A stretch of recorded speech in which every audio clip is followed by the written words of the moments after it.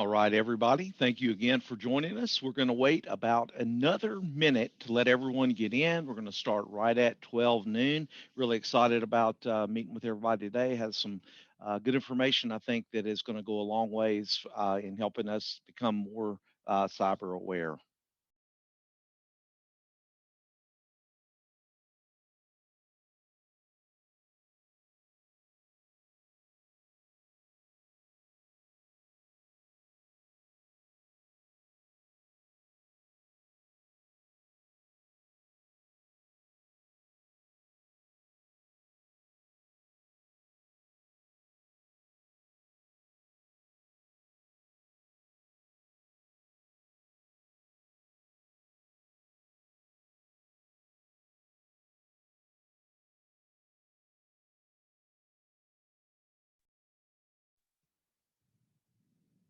Okay, again, thank you for joining us for our webinar, our e-business builder webinar, and it's titled The Must-Haves for a Proactive Cybersecurity Plan. My name is Phillip Long, and I am also going to be a guest today. But a couple of housekeeping tips before we get started. If you have questions, you can put them in the chat, and we will try to answer them along the way. And if we don't get to them throughout the presentation, we will capture them at the end of the presentation so that everybody can get their questions answered. So without further ado, I'd like to go ahead and get kicked off. Well, first off, I am also the intro guy as well as the host, but I'm Phillip Long, and I'm really a technologist and an entrepreneur. And really, I take a big focus on trying to help businesses here on the Gulf Coast, and really, we've actually expanded well beyond that now. Try to help them with their technology solutions. I've worked in this industry for over 20 years. I have over 600 clients from Gulfport to Gulf Breeze, and currently an owner of 5 businesses. If you live here on the Gulf Coast, you know that it's a very hot real estate market, so I do a little bit in real estate. I'm also a designated holder of a CISSP, which is a security certificate that Art can tell you about. But really, the main guest is Art Gross. He is the founder and president of Breach Secure Now. He is also a serial entrepreneur.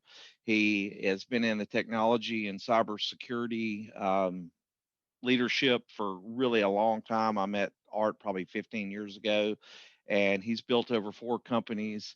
And big guy as a leader, and also a good builder of companies. So Art, thank you for joining us today. Oh, but it's great to be here. And I didn't realize you had 5 businesses. 5 businesses. So I may have to start the 5th to keep up with you. So, but I am excited to be here. And, I think we have a lot of good topics to talk about. Yeah, very relative topics. And, we're going to tell me a little bit about yourself, Art, because I'm telling you, you're very modest in in the things that you've done. Tell me a little bit about yourself. Why should people listen to you? I guess is really the way we ought to frame that. um, well, a little background. I've started a managed service provider, an IT company 20 years ago. Before that, I worked at the pharmaceutical company Merck, and I was one of their network architects for a global deployment. So I started my IT business, and then in 2009, I started a company called HIPAA Secure Now to help clients with HIPAA security and complying with HIPAA compliance. And then in 2015, started Breach Secure Now to help small businesses with cybersecurity and training employees. We're going to talk a lot about that. And then recently I started Inskyber, which is an insurance company which focuses on cyber insurance and helping small businesses recover and make sure they have those resources if they do have a breach. So a lot of companies, a lot of we're up to 50 employees now. That's one of the things I am most proud of. Building companies that employees like to work at and building culture. And that's one of the most important aspects of any business. Yeah, great. And again, for the folks who know me, and Art's really a trusted guy, so we need to listen up when he speaks. So I'm really glad I was able to capture your time today. So let's. Philip, one of the things you and I did, like you said, we probably met about 15 years ago or so. And we've had some really good webinars, timely webinars. We were talking about HIPAA compliance a few years ago, but I think cybersecurity right now is a topic that everyone needs to worry about and educate themselves on. So thank you again for inviting me. Sure. And also, I got a quick poll question I want to start with is I'm just curious of the people who are on the call, um, you know, how many of you guys have a written cybersecurity plan, something that is, written, documented, where if something bad happened, during this webinar, would your company know how to respond? Let's see if we can get a few folks to jump in on that and weigh in to see where they are.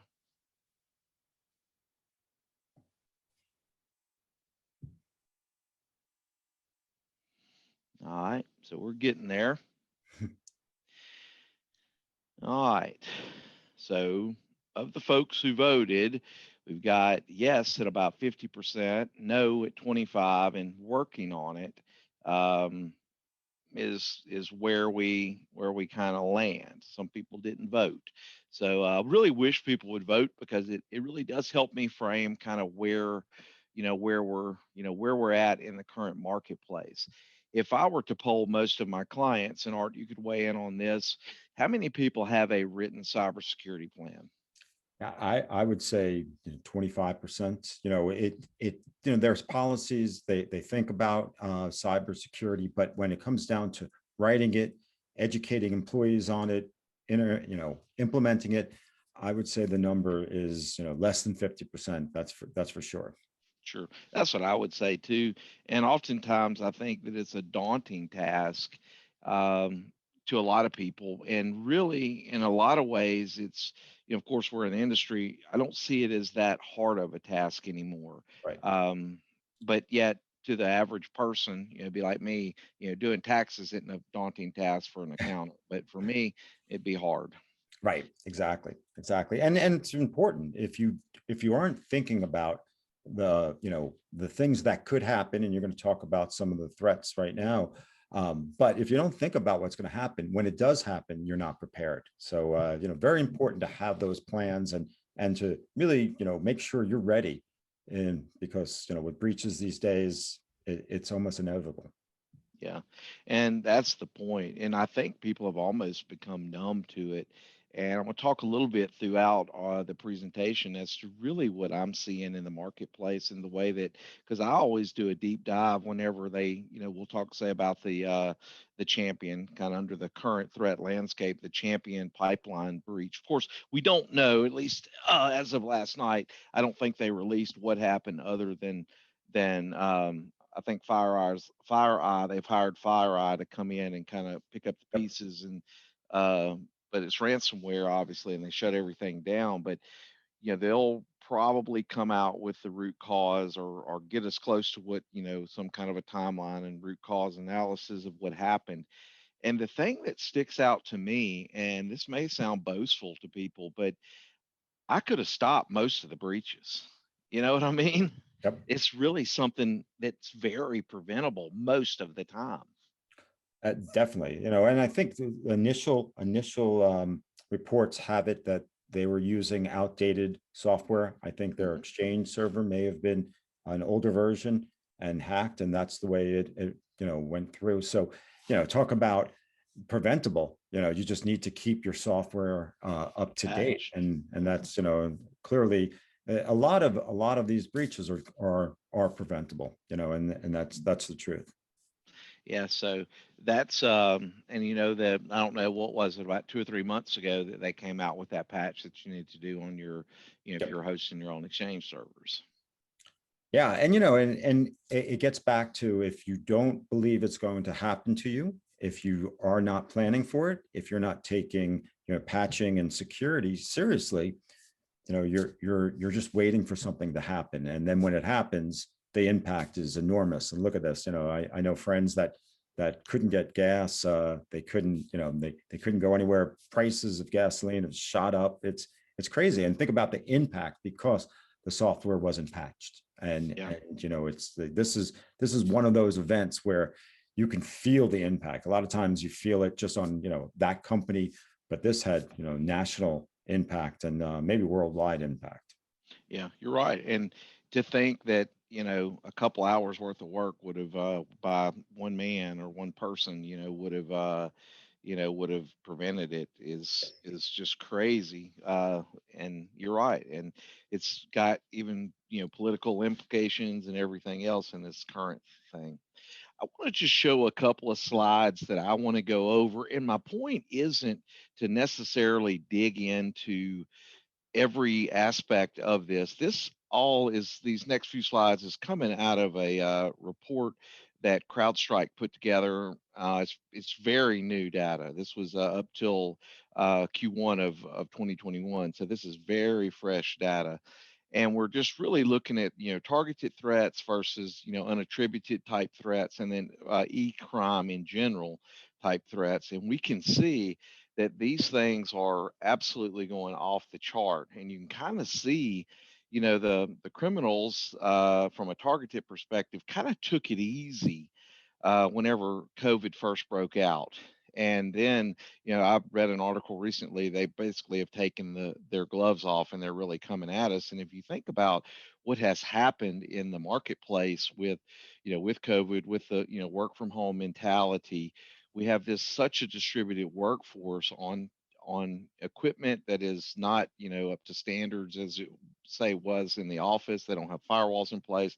They don't have that defense in depth security strategy. So it's really pretty easy pickings for the bad guys. And what's even worse, everybody thinks about the cybercrime, and you have to be extremely technology aware, and they're hacking into systems. What you find is employees are just making mistakes. They're opening emails, or clicking on links, they're downloading attachments, and all of the scams that we're seeing, right? So think Yeah. about the COVID scams or the coronavirus scams in the beginning, just a lack of information. So whenever you have a lack of information, you have people that are, and think about the pandemic, you're desperate for information. You're willing to, open links and go to websites that potentially could have been, disinformation, and downloading malware. Scams about PPP or PPP loans from small businesses. Then about the coronavirus, then work from home. You're using new technology. You're starting to use Teams and Zoom and all of those things. Put that all together, and that's what you see with this chart. That the change, and cyber criminals love when there's events like pandemics and everybody working from home, and people worried about things, people willing to look for information and accept things that maybe aren't the truth, and that's when the scams ramp up, and that's when cybercrime ramps up, and that's really when we start to see the charts just like this. Yeah, 100%. That is very much what we're seeing too in that. And this next slide really talks about how the bad actors are sharing their tools. Yep. And this is a little bit technical, but not really. If you think about a particular tool or a particular malware, malicious piece of software, just call it a piece of software with ill intent. And these lines on here are all different types of distributors, people that are doing things to make this, and they're either selling it or they are sharing it with other players in the market. And there's probably 12 or 15 major players in the market. And again, I don't want to get um, too in depth in all of what's going on, because we literally could have hours of conversation about who these guys are. But the thing that I want to point out is that these guys are sharing this information They find a tool that works, that is able to extract data or to allow remote access or to encrypt files.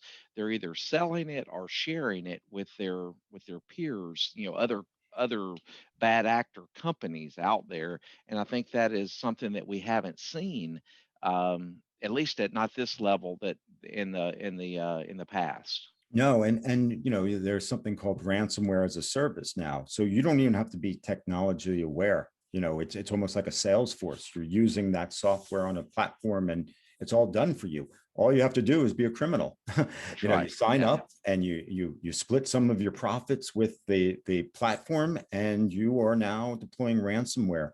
And the money you're making, you're getting paid in anonymous Bitcoin. You're not going to get caught.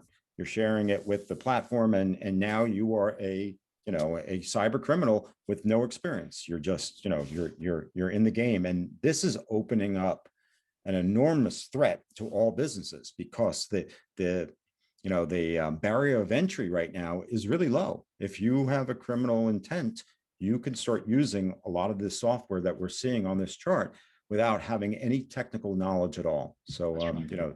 it's a scary thing.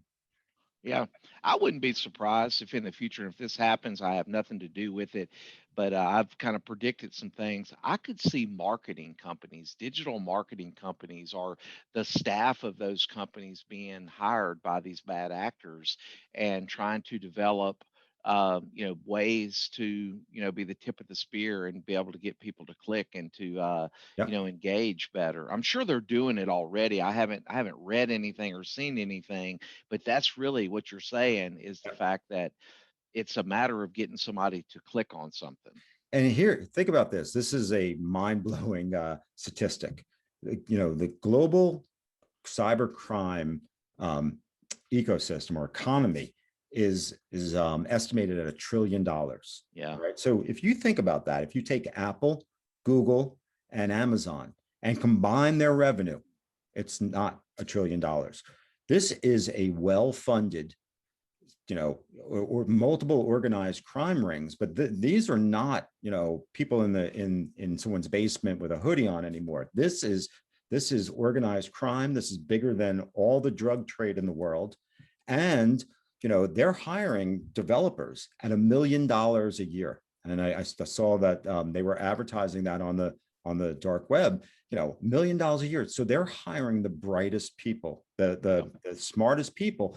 And what you said is they're actually investing in customer service, believe it or not. They want to be the best ransomware company. We want to be the trustworthy criminals. So you pay us, so when you talk about marketing, you talk about social engineering and hiring those people to create those scams that are going to be believable. That's happening, and Yeah. and all of the money that's going into it is going to be a this it just keeps going after this money that's out there, and it's really frightful, to be honest with you. Yeah, it is. It's a weird time. And this final slide is just talking about the, kind of the ecosystem that you had mentioned earlier, having, services, distribution, and monetization, where we have really all types of services, crimes as a service, like you had talked about, where, really you can sign up and split profits with the bad actors. If you can get people basically infected, you can get paid. And, you know, looking at just all of the, phishing kits, access brokers, hardware for sale, ransomware, loaders, all of this can be purchased out there on the dark web. And then the distribution, of course, and this is really just a kind of a snapshot, but they can distribute that same piece of malware through an email, through some kind of an exploit kit in a driver or in a download that you think is from the source, but not.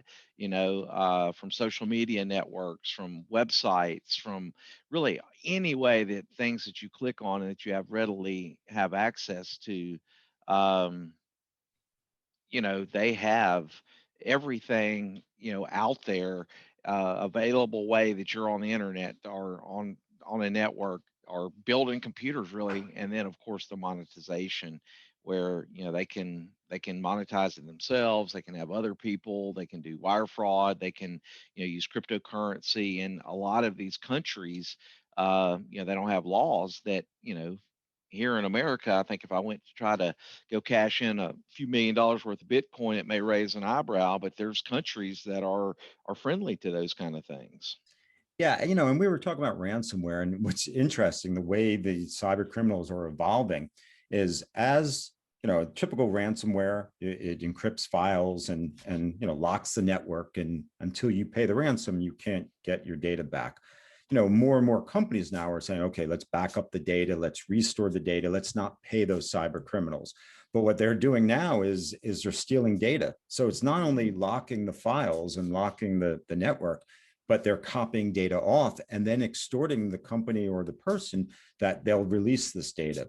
And so even if you had backups, the threat of releasing data. So say you're a healthcare organization, releasing patient information, PHI, that's a HIPAA violation. Or if you're under a regulated industry, releasing that data, I mean, that impact could be huge, more than just the ransomware itself. So Exactly. they're always figuring out different ways of monetizing these crimes, and as organizations put up more defenses, they find other ways of making sure that they're getting paid for these criminal Yeah. activities.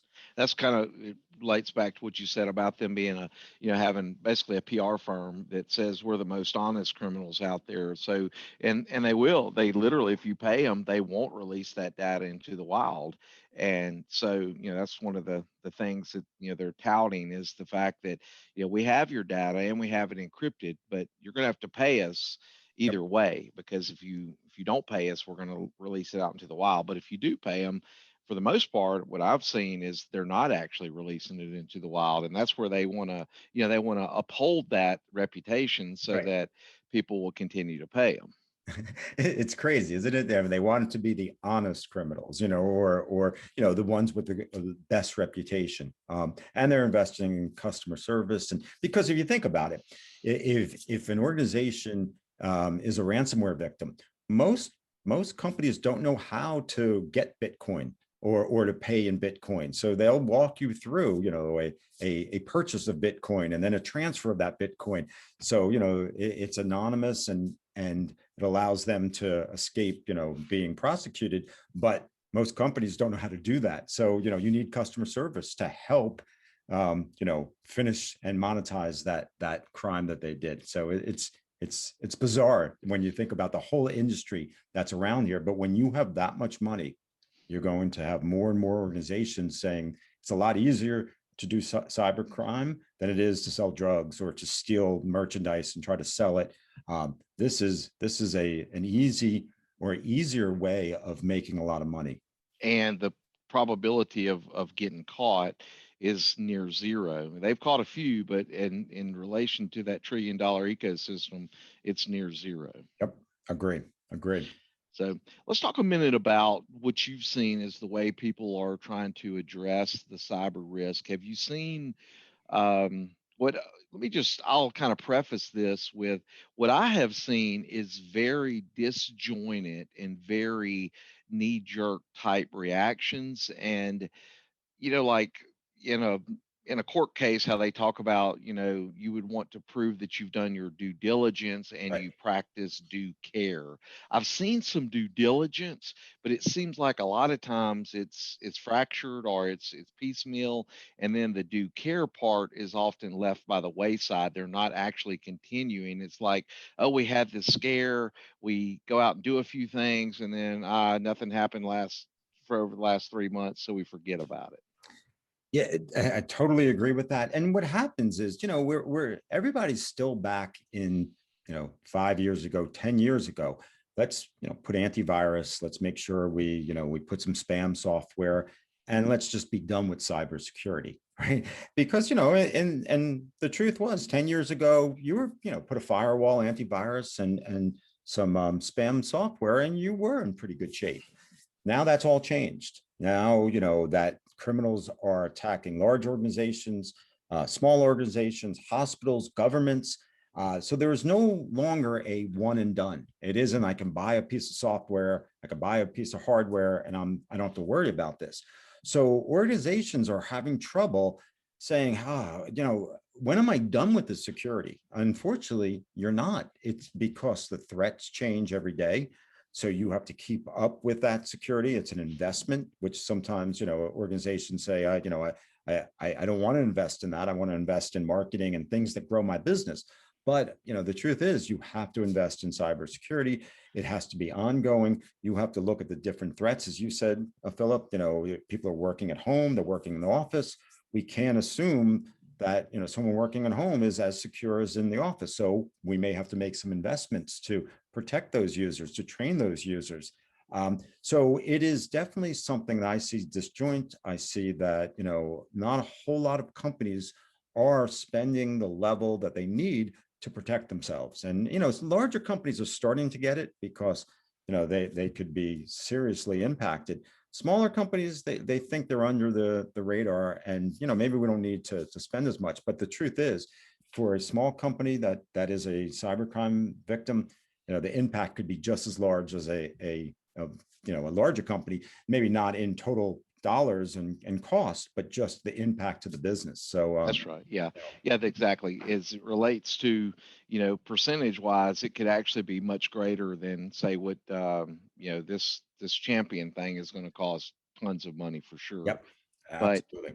a small company may actually have more of an impact percentage wise, with that kind of stuff. So that's, this is the part that is, very, troubling is in my mind, the way that a lot of small companies are doing it. And the difference between, I had a particular company, in Q1 this year. Fortunately for me, I had met with them. They weren't really a full managed client. I met with him. I said, here's what we need to do. I had a proposal. He was going to get back with me. This was around Christmas time. Well, he got popped. And it's amazing how their mindset changes after that fact. But it's a shame that it takes an event to get their mindset correct whenever it's so much easier. And I don't like those moments of Yeah. the bad guy's in and we don't know where he's at, and I'm having to get in there and go root him out and make sure that he's not hurting us and try to get him back up and fix that damage. It takes years off my life. We're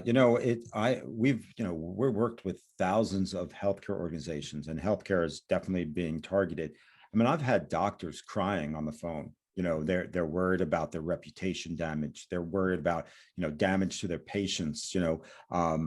With fines from the government, and then small business owners. It's all the same. With the really sad thing, and it from those type of experiences, is the human emotional toll on a cyber attack or cyber event. It's staggering Yeah. because you don't know, is this going to put me out of business? Is it going, am I going to have to lay off employees? If you cause a breach as an employee, am I getting fired? What's the impact to customers? What about my reputation? How am I going to pay for all of this? So it's that's the problem. It's almost like fire, right? When you have a child, you tell the child, don't put your hand on the fire, you can get burnt. But they don't know what that means. They really don't, and some Yeah. parents put their hands, either in the fire for, a microsecond or close enough where they feel it. And until you understand what fire and heat is, you don't take it seriously. And that, unfortunately, is what we see in a lot of small businesses, Yeah. mid-sized businesses.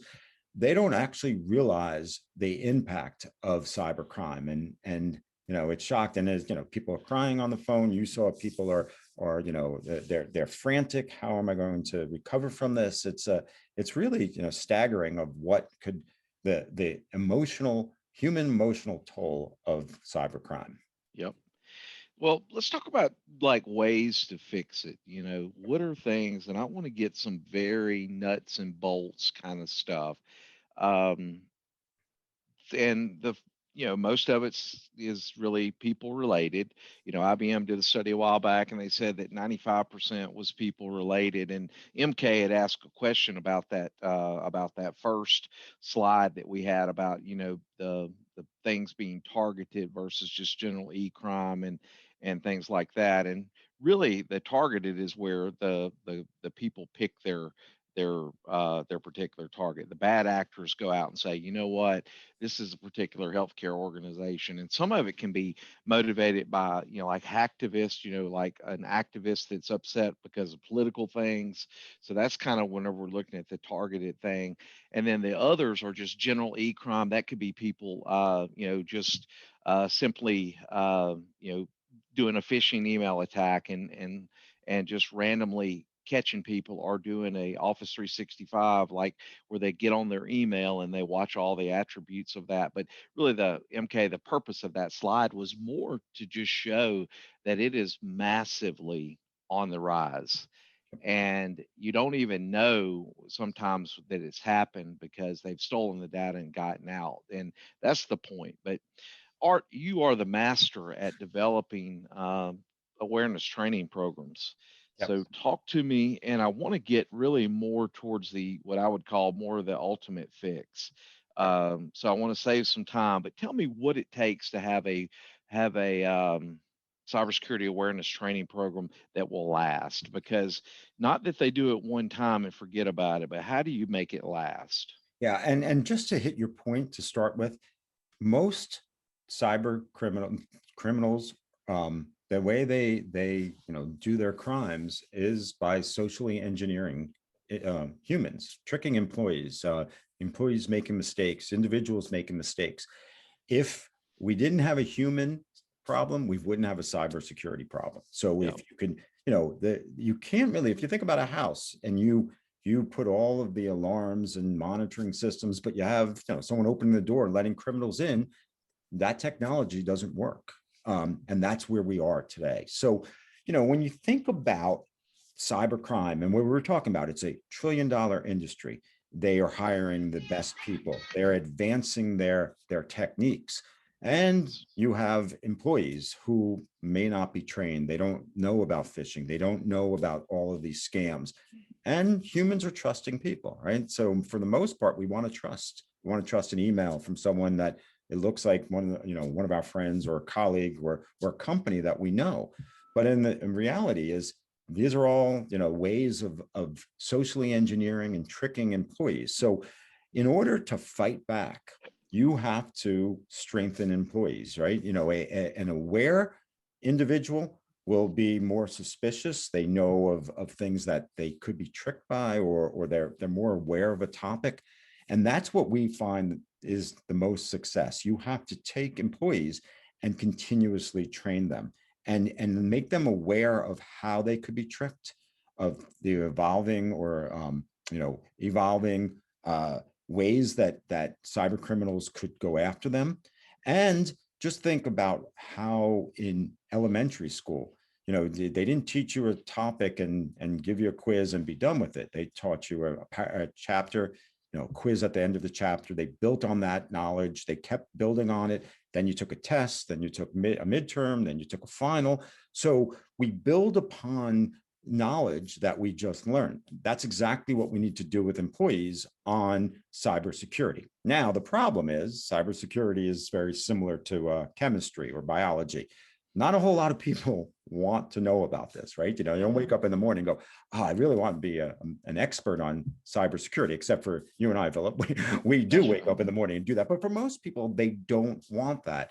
Or, so what you have to do is you have to make this interesting. You have to make it relevant to them. A lot of times when we're talking about training employees, we're not just talking about corporate. We're trying to make it relatable. So ransomware, imagine your computer is locked and you can't get to your kids' pictures or graduation videos, and you can't get to your tax returns. When it starts to become personal, it becomes much more relevant to you. So, it's very important that you make a security awareness program continuous, because humans forget.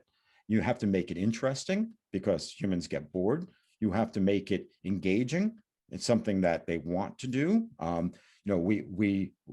Our systems, we put gamification, almost like a Fitbit or Peloton, where there's leaderboards. So it's really important to take all of those aspects and put it together. In in the past, maybe the training would be on a PowerPoint where everyone would be called into a conference room and you had 3 hours of training. That's not very effective, especially in this environment. You need ongoing training. It's got to be, relevant. It's got to be bite size. It has to be something that employees and individuals say, this is something I don't mind doing, and I'm learning along the way. Yep, that is, I would agree 1000%.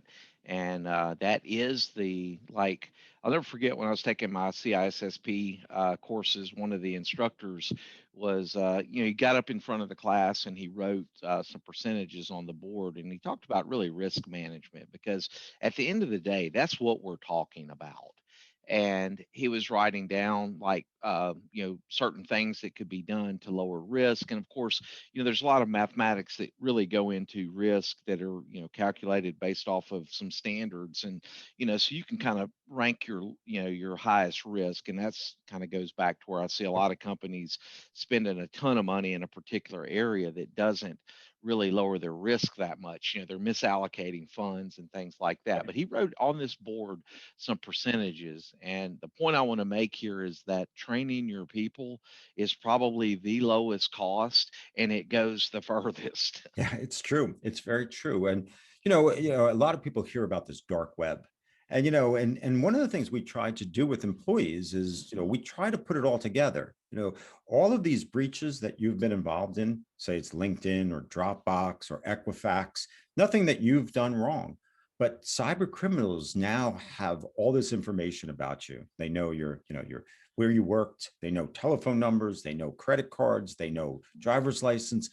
And so they can use all of this information, which is readily available to be purchased or to download on the dark web, and use it for targeted attacks and emails and phone calls that only people that you want to believe it's credible, because they have this information that they're not supposed to know.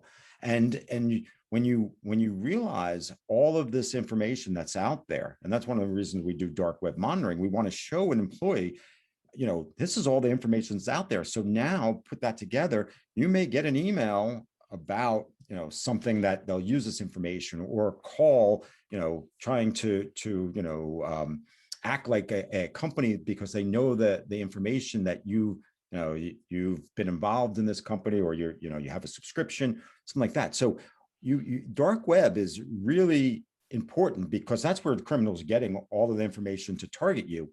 And then I think one of the biggest problems we have is, part of these breaches, these passwords. So if you use a password on Dropbox, a lot of times, now criminals know what your email and your password.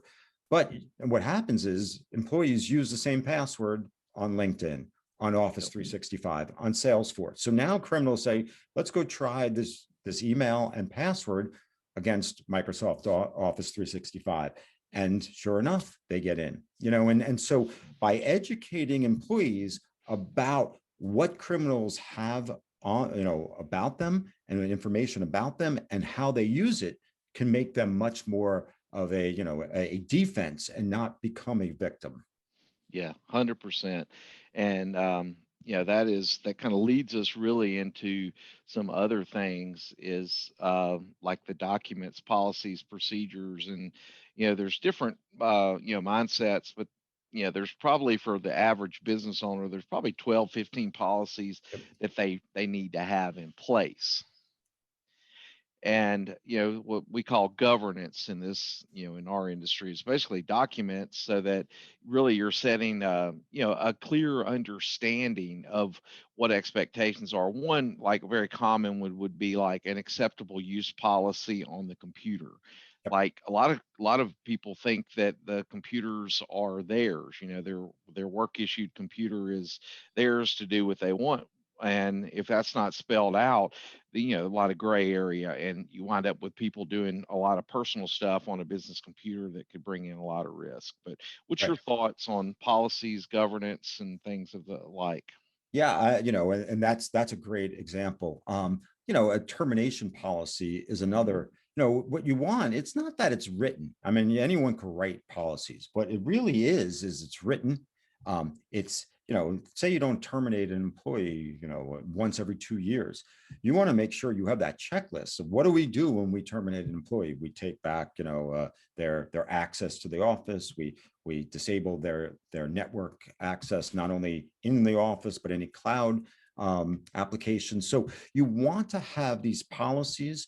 You want to make sure they're written. And if from what you said with acceptable use, you want to make sure employees have that policy, they understand the policy, they follow the policy. So it is really important to have policies. A lot of companies say, just, write them and, will you have policies? But if they don't, or if they're not accurate to what you're supposed to do, if your employees don't understand them and follow them, they're useless. So I think that's really, really important. And, one of the things I know this, but just to share, Alabama was the last state to pass the Data Breach Notification and Protection Act of 2018.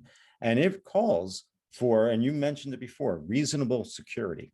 You need to have policies and procedures, how you're going to protect data. You need to have procedures of, if you do have a data breach, how are you going to notify?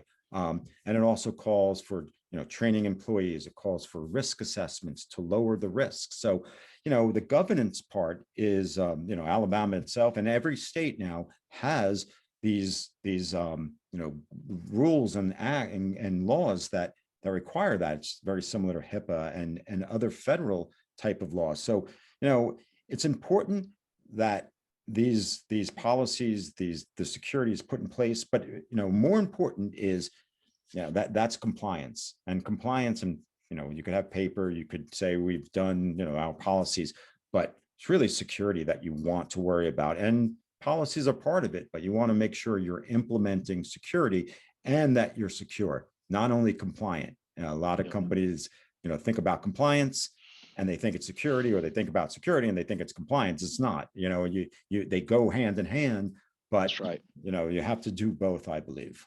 And that's why I've kind of resorted to speaking more in terms of risk management. It seems like people understand that term better, and all of these components really are underneath the hood of risk management.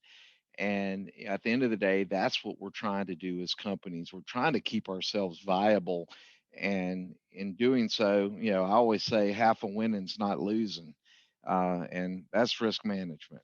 So Right. I want to pop into another quick poll real quick, and let's just take a look at how many people have cyber liability insurance. This is something I'd like everybody to weigh in on.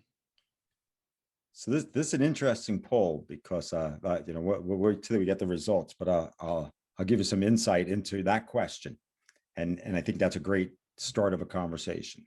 Yeah. So we'll share with what we got. It was a 60-40 split. So 60% of people did not have cyber liability insurance, which, I would say that's probably even generous, in what I've seen, anecdotally. Yep. And what happens, and it's an interesting question, because a lot of companies think they do have cyber liability insurance, through their business liability insurance, through professional liability coverage. But a lot of times that coverage, is either really not what we would call cyber liability, because it has exclusions, it doesn't cover all of the events. And the real question would be, do you have a standalone cyber liability insurance policy? Because a lot of companies, and they call it silent cyber, because companies think they are covered. Maybe there's a rider on their $1 million policy, but it only covers $10,000 or something, not enough to really be there for you if you do have a breach. So it's interesting. I think that's part of the problem. One of them, that understanding what is really covered and what's not. And same thing with other insurance, right? Workers' comp may not really be covered in your business policy. You may need a separate policy. So that is, making sure that you do have the right coverage is really important, especially around, when you ask about cyber liability insurance. Yeah. And, I want to talk a little bit about just like cyber liability insurance and how it protects an organization. And I want to spend some time here because here's what I've been thinking, Art. You can help me out here, brother. But I deal with a lot of different people and they have a lot of different mindsets. And I want to give our listeners just really some straight talk about what I'm seeing and what even trying to help them arrive at who they are. I see the client who's like, I don't care anything about any of that. I'm going to do whatever I'm going to do. And I would tell them, look, guy, you better get you a good cyber liability policy because the way you're operating, statistically, and I don't know how old this data is, but basically about 1 in 5 businesses get hit every year.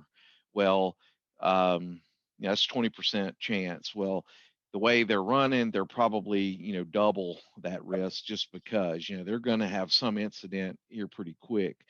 The problem with that mentality is that once you get hit, you're going to have such a hard time of you're going to have to deal with the implications. It could be reputation, could be monetary, could be whatever, but you're going to have such a hard time getting insurance next because we're seeing this huge, I mean, any other industry you think about, there's this huge like it's like we live here on the Gulf Coast and we get a hurricane in and all of a sudden all the insurance companies they start backing out of the industry. You got to go to Lloyd's of London, you got to get in the wind pool, and all of a sudden insurance rates go through the roof. Well, that's what's going on in the cyber insurance industry right now. It's like the Wild West because the bad actors are finding more ways to get us, and there's more devices coming onto the network, more internet of things, there's more surface area for attacks. We've got the people working from home, amplified with lower security measures where they are. Wow, I mean, this is like a perfect storm. And you know what you said, it was interesting because you're 100% right. If you're not going to take cybersecurity seriously, there's a good chance you're going to have a data breach. And you need cyber liability insurance. And we'll talk about what that actually provides to you. But what's happening, and exactly what you just said, Philip, the insurance companies are getting crushed. It's almost like, hurricane after hurricane, and they have to pay out. So they're starting to push back and say, you know what, we're not going to insure you anymore unless you show us that you have cybersecurity implemented. We Yeah. want to see multi-factor authentication. We want to see you training your employees. We want to see data backup. Otherwise, we won't insure you. So no longer can you use cyber liability as just a safety net because insurance companies saying, we're paying out too much here. We need, this has got to be a joint responsibility where, we'll insure you, but at the same time, you will implement the cyber security that you need to protect yourself and Yeah. us. So we're seeing, the days of just, I'll just buy a policy. Those days are on renewals. A lot of those companies now cannot get renewed because unless they can show that they are, implementing the appropriate cybersecurity. Yeah. I tell you another thing that I'm seeing a lot is like they call it island hopping, where I'll just use the Target breach for an example where, this is years back, but you remember all the credit cards got stolen from Target and the way that the bad actors got in was through the air conditioning company that was monitoring and managing the air conditioning Yep. system corporate office. Island hopping, and I'm seeing like that concept of island hopping happening with one entity is requiring another entity that they're sharing data with to answer these big long questionnaires because I know because I'm having to fill them out. And it's because everybody is trying to mitigate their risks to satisfy the cyber liability insurance company. And the problem with that is if you there's an attestation part of that. Basically, when you sign your name, it's as if you're raising your right hand saying all these things I've done. And I'm seeing it not just come from major, like even the insurance carrier necessarily on firsthand basis, but from the people that are connecting and sharing data together. What's your thoughts on, how that's it's a trickle down effect, Oh if you yeah. will? I mean, we live in an interconnected world, right? I mean, you look at what happened with solar winds. Yeah. A piece of software was used by thousands of companies, and if you can breach that software, you can get into thousands of companies, and that's exactly what happened. So we're seeing vendors of hospitals and using business associates. They're a risk, especially if they have access to your network. Security cameras and security systems. Can criminals get into the security system and which is sitting on the network, right? And you were talking about like the Internet of Things, smart thermostats and all of these connected devices. So the attack surface it used to be, we put a firewall in place and that would be the only way into the office. Now, you have mobile devices, you have cloud computing, you have local computing, you have vendors that have access. So there is no longer a firewall to protect an organization. It's everyone's interconnected. So really what the cyber criminals are doing are finding the weakest link, right? And because that's the easiest way into other organizations, and it's happening, over and over. Yeah, we're seeing it. There's not a week that goes by that I'm not in. Somebody's not calling me about something that has happened, and Yep. it's really crazy.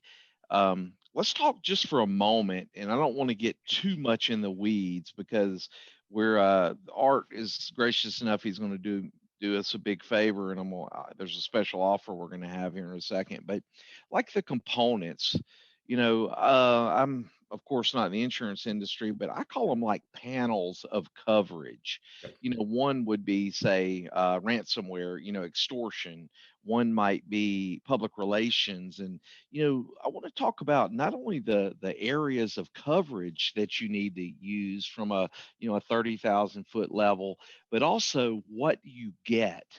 Because here I'm a guy that I've been focused on this for quite some time, and I'm telling you, to put together a team of people, I mean, you've got to have, like, when a breach happens, Yep. um, you've got to have somebody that has bitcoins on demand. You got to have somebody that can negotiate with those guys. You got to have somebody to handle public relations. You got to have an attorney on board to Absolutely. help make decisions, because somebody who can think and is trained in this area to think of the implications of paying the ransom or not paying the ransom, and or what I mean, what's been breached, what do I need, how many people need to be notified, because every state has a little bit different law. And then we start talking about the prudent person principle, where there's like an overarching set of laws that say basically, it's Q2 of 2021, and you're in this type of industry,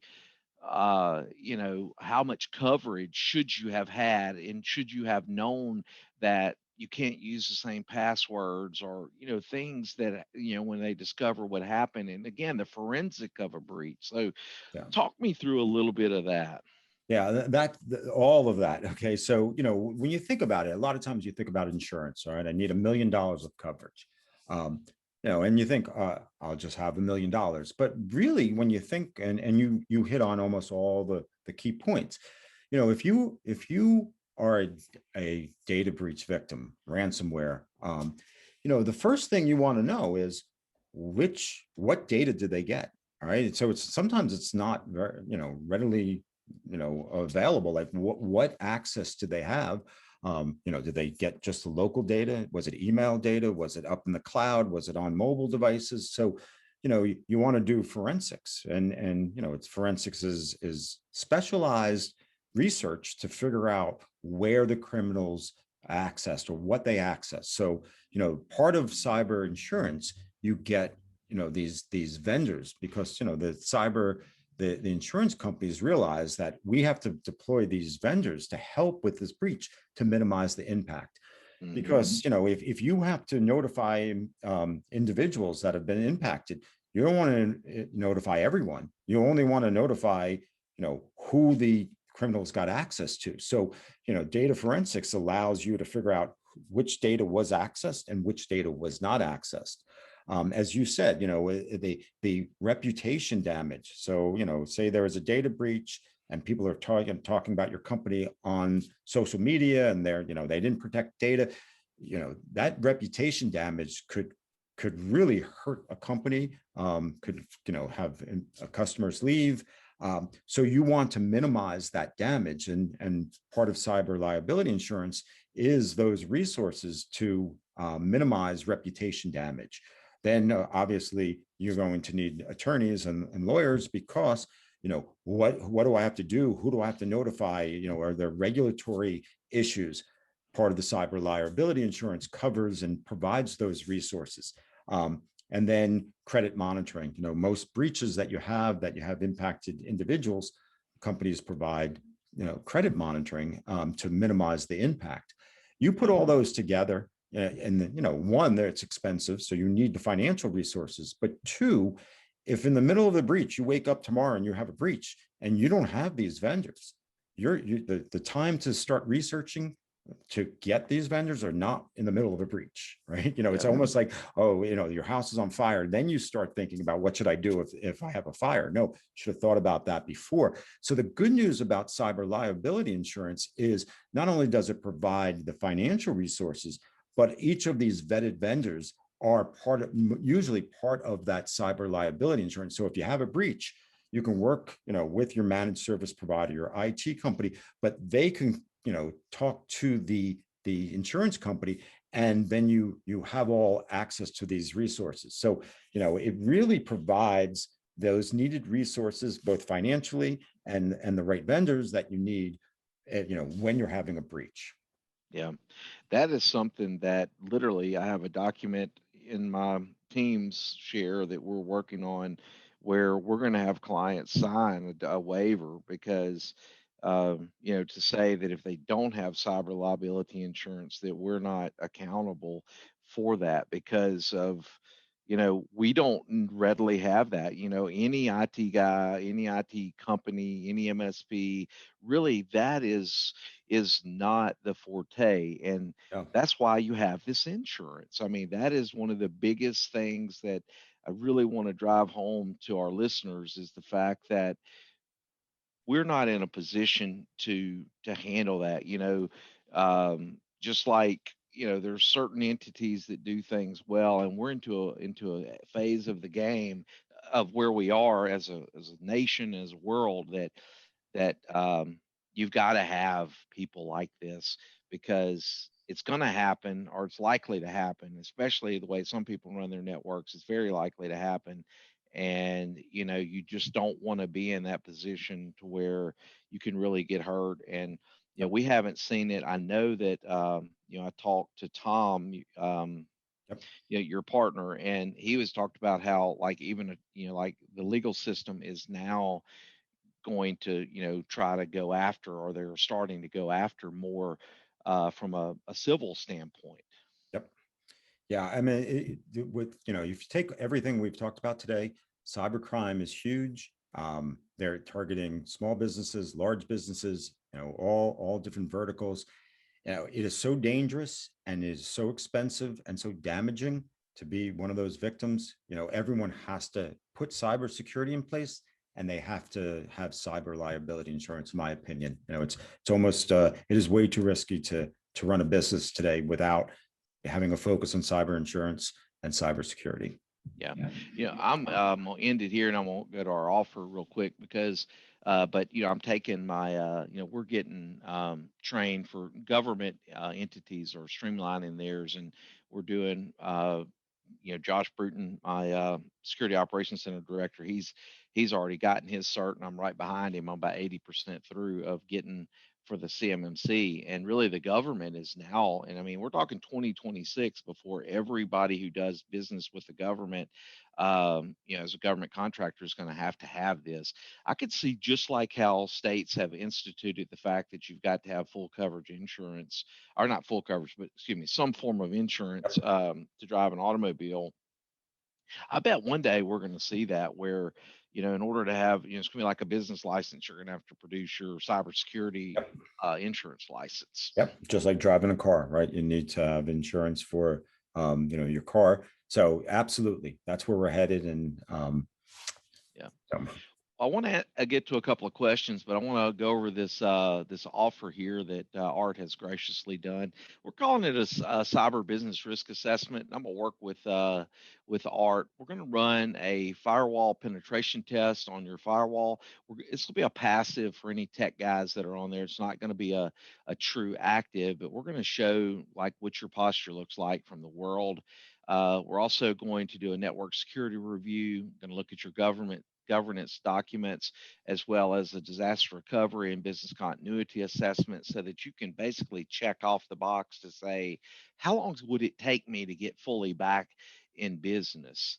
yep. And then Art has graciously agreed to do a cyber liability insurance assessment Yep. for us, which is huge for him to to take that on it. And now again, this is a free type service that we're offering to really, my goal is how you spoke about Alabama being the last to get on board, to as far as the Cyber Liability Act. And I really want to make an impact in our marketplace. So if you guys would like to take advantage of that, it's free to anybody on the webinar. We just ask that you jump on it here within the next couple few weeks, and then all you have to do is send an email to events@askbis.com, and our staff here will get everybody connected, and we can make that happen.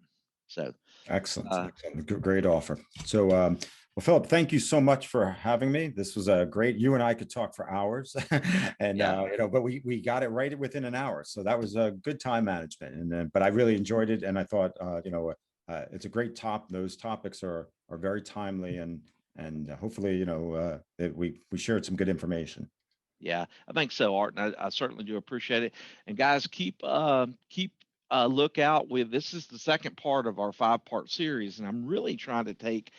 I talked about earlier about how things seem to be disjointed in a lot of people's approach to security.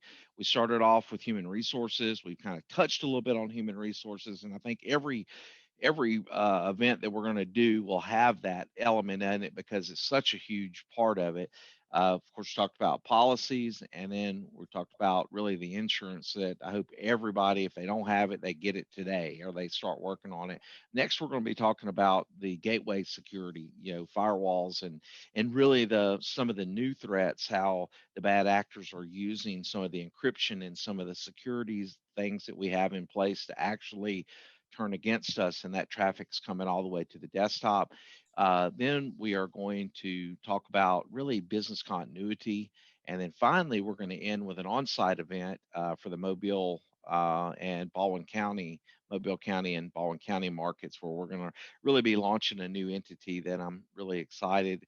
And I want to walk down that roadmap of when I said earlier that, I really see a lot of these breaches. And that's where, even through the training that you guys have been given, where you go through those breaches, we look at them and we say, okay, what would have stopped that? And we've got some real answers to some real problems. So we're going to be excited to meet with everybody on that. So again, thanks everyone for joining. Thank you again, Art. And Thank you. we'll talk to you guys soon. All right. Stay Take care, safe out everyone. there.